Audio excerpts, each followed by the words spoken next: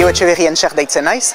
Duela 38 urte sortu nintzen eta erran genezake betidanik bizi izan naizela Donibane Luitzunen.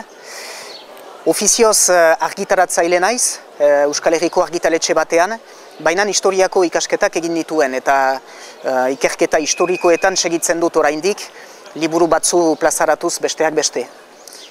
Hauteskunde mailan, 6. hautes barrutiko hautagaia izanen naiz. Beraz hemen, besteak beste Donibane Luitzune, Hendaia, Miarritze, Kanbo, Ezpeletan.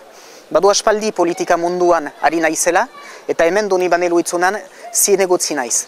Oposizioan oraindik, baina zalantzarik ez dut Herriko Etxe hori irabazten ahalko dugula noizbait. Hauteskunde hauetan, Marie-Christine Elizondorekin batean aurkeztuko naiz.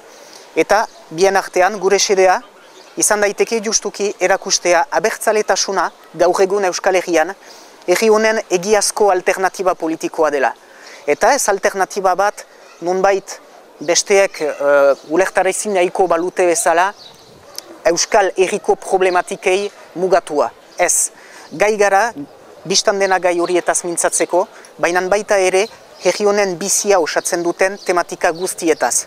Izan dain etxe bizitza, izan dain arlo soziala, enplegua edo garapen iraunkorra. Abertzaleek badugu, mezu koherente bat, mezu oso bat. Eta mezu oso hori sinesgarria da gaur egun, eta Pariseraino helarazi nahi dugu, entzunak izaiteko. Gainera, Euskal Herria bai koalizioak badu beste dohain bat.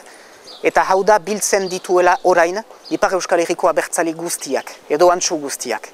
Orduan indar hortaz baliatuz, nahi dugu, hemengo herriaren hitza Pariserat eraman eta herri honen boz gora gailua izan. Eta horrela hauteskundeak irabaziko ditugu bai.